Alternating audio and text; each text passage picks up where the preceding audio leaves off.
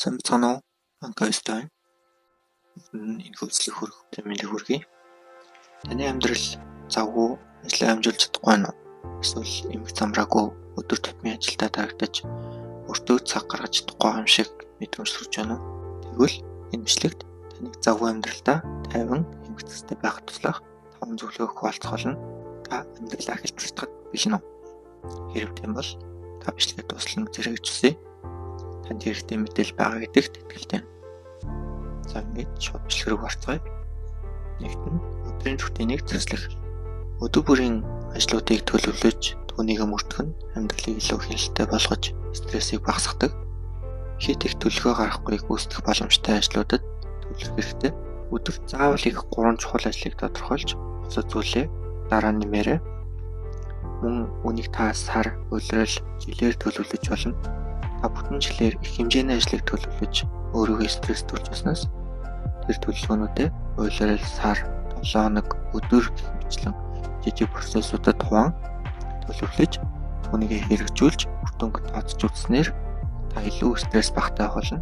За мөн та өдөр бүрийн өглөө эсвэл оройн 10 минутыг дараагийн өдрийн төлөвлөгөө гаргахад зарцуулж байгаарай. Гэхдээ та төлөвлөгөөг хэтэрхий наривчилж бичгээс зайлсхийж ажилдаа илүү уяатан байгаарай. Мөн помодоро техникийг ашиглах хэрэгтэй. Энэ нь 25 минут төвлөрч ажиллаад 5 минут завсарлах авахыг хэлнэ. Энэ аргыг ашигласнаар таны өдрийн бүтээмж нэмэгдэх болно. За хоёрт нь илүүдэл зүйлсээс амжирах. Гэр орон ажлын орчинд байгаа хэрэггүй зүйлс таныг оюун санааны хувьд дарамттай байлгаж стрессийг үүсгэдэг. Илүүдэл зүйлсийг зэвслэх нь таны амьдралыг илүү амар болгож урам зоригийг нэмэгдүүлнэ. Хэрэглэдэггүй хувцснуудаа хянуулах, эсвэл зарж борлуулах. 1 жилээс дээш ашиглаагүй зүйл дүрмийг ашиглаж, хэрэв 1 жилийн турш хэрэглээгүй бол хаях, эсвэл өгөх. Ажлын ширээгээ өдөр бүр 5 минут цэвэрлэж, зөвхөн хэрэгтэй зүйлсийг үлдээх хэмжлэн сонирхолтой минималист хэмээгийн талаар илүү их мэдээ өсвөл та миний өмнөх контентуудыг зөвлөж байна. 3-т нь хувцсны шүүгийг минималист болгох. Өглөөний цагийг хэмнэх, шүүгээ нэмэх замбрааг сайжруулахын тулд зөвхөн хэрэгцээтэй тохирох хувцснуудаа хадгалах нь чухал. Хувцснуудынхаа өнгө болон загварыг уялдуулж, хослол үүсгэхэд хялбар болгож зэвслэх хэрэгтэй. Өглөө хувцас сонгох цагийг багасгахын тулд хувцсны хослолуудаа өвчлөн бэлдэж, өөр хоорондоо зохицох 10-аас 15 үндсэн хувцсыг нэг хэсэгт байрлуулснаар таны цагийг хэмжих болно. Мөн та улирал тутамж шүүгээгээ зэвсэлж, улирлын бус хувцсыг тусад нь хадгалж байгаарай гэж зөвлөж байна. За 4-т нь технологийн хэрэглээг хязгаарлах. Гар утас сошиал медиа зэрэг нь таны цагийг үр дүнгүй өрөхөөс гадна анхаарлыг тань сарниулдаг.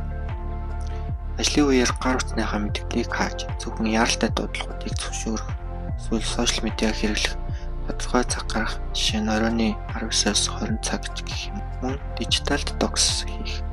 Амралтын өдрүүдэд гар утас фильтроос хол байх.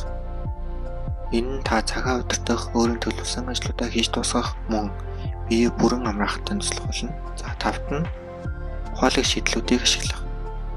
Бидний амьдралын хэм маяг илүү завгүй болж, цаг хугацаа хамгийн үнэтэй зүйлсийг болсон. Энэ үед ухаалаг шийдлүүдийг ашиглах нь амьдралыг хялбарчлах, зай амних хамгийн үр дүнтэй арга. Хийх ажлын жагсаалт, сануулга аппликейшнуудыг ашиглах. Завгүй үедээ ажлуудаа санах гэж хэрэг ачааллахгүйгээр Notion, Google Calendar зэрэг аппликейшнуудыг ашиглаж бүх ажлуудаа автоматжуулж болно. Сануулгах мэдээлэл тохируулах нь өдөр бүр өөрийн ажлуудаа дарамтгүйгээр зэвслэхэд туслана. Хүнсний хүргэлтийн аппликейшн бас ашиглах хэрэгтэй. Завгүй хүмүүсийн хүнсний дэлгүүр хэсэг нь ихэнх цаг зарцуулдаг.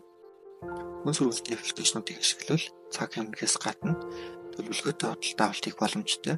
Мөн та хоолны төлөвлөгөөг өрсөлдөн гаргах нь сэтгэл санааг тайван байлгаж мөн гэрээ цэвэрлэх, ажлыг хөнгөлөх технологи гэх мэт амьдралдаа багахан ухаалаг шийдлүүдийг нэмж өгснөөр та өөртөө илүү их цаг гаргах боломжтой. За ингээд энэхүү 5 зөвлөгөөний маань дүгнэлт нь бол та бүх зүйлийг өөрөө амжуулах гэхээс илүүтэйгээр өөрийн төлөвлөж байгаа ажлуудаа илүү автоматжуулж өгснөөр та илүү амар амгалан байх болно. Мөн гэр ажлын орчноо илүү тайван, тухтай байлгахын тулд аль болох минималист шийдлүүдийг сонгож байгаарай. Эдгээр 5 зөвлөгөө таны амьдралын төвөгтэй байдлыг хэлбэрчлэхэд туслана гэж найдаж байна. Хэрвээ эдгээр аргуудаас танд таалагдсан бол комент хэсэгт бичээрэй. Миний дараагийн сонирхолтой контентуудыг үзэхийг хүсвэл subscribe болон лайк дараарай. Мөн та notification асааснаар танд хэрэгтэй бичлэг бүрийг алдахгүй үзэх боломжтой. За ингээд дараагийн зөвлөгөөрөө эргээд уулзцгаая.